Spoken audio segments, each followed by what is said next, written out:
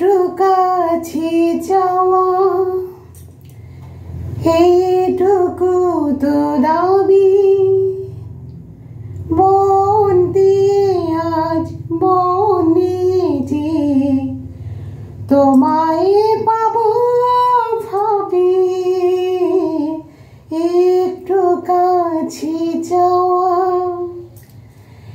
এইটুকু তো দাবি, সুর শুনিয়ে গুনগুনিয়ে তোমায় পাবো ভাবি। গুড মর্নিং বন্ধুরা, শুভ সকাল।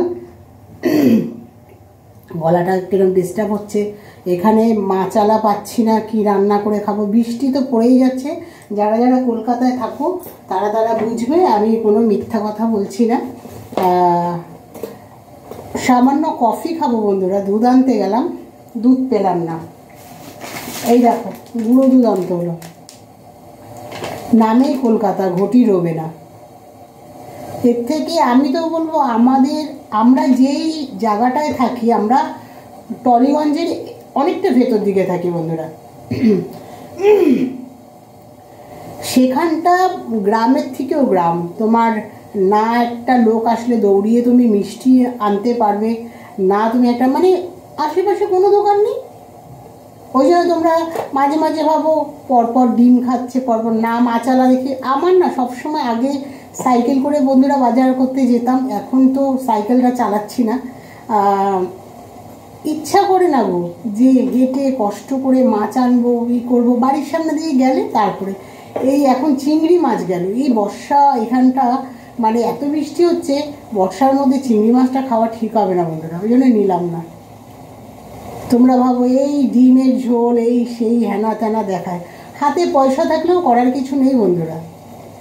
আমার পয়সা থাকলেও তোমরা নিয়ে যাবে না, আর পয়সা না থাকলেও আমি তোমাদের কাছে চাইবো না, আমি এরকম একটা মেয়ে। তাই বন্ধুরা দেখো, স্নান পুজো দিয়ে চা একবার খাওয়া হয়ে গেছে, একদিকে বানাচ্ছি তোমার ওটস বানাচ্ছি, আর একদিকে কফি। এবার আবার ডিম নিয়ে আসলাম, কিছু করার নেই বন্ধুরা, এই বৃষ্টিতে আমার সম্ভব না বাজার না। কে কী বলো আমরা জানি না, আমার সম্ভব না বাজারে হেঁটে হেঁটে চারিদিক মানে কাদা। ভালো রাস্তা থাকলেও তো একটা কাদা আছে, গায়ে জল, নোংরা জল ছিটছে, সামনে দিয়ে গাড়ি যাচ্ছে স্টার্ট করে, অনেক প্রবলেম আছে বন্ধুরা।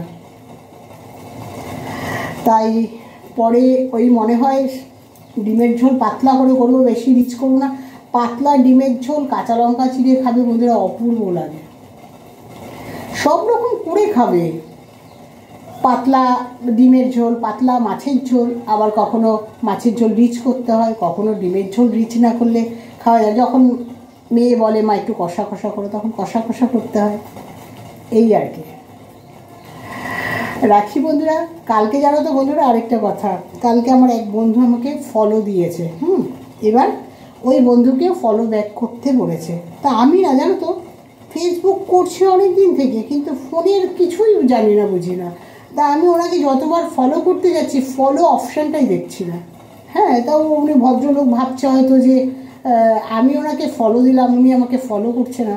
আমার নিজের থেকে ভীষণ খারাপ লাগছে। এবার আমার বাড়িতে যদি এই বৃষ্টির মধ্যে এখন কেউ আসে যে এই ভদ্রলোক আমাকে কালকে ফলো করেছে, আমি ফলো ব্যাক করতে পারিনি, দেখে তবে আমি আজকে না পারলে ওনাকে কালকে ফলো করে দেবো। রাখি বন্ধুরা, ফেসবুকটা কেমন হয়ে গেছে না, কেউ ভালোবাসা দিলে তাকে ভালোবাসা রিটার্ন করতে হবে। টাটা, গুড মর্নিং, শুভ সকাল। তারপরে লাঞ্চে কি খাই কি করি সব দেখাবো। টাটা।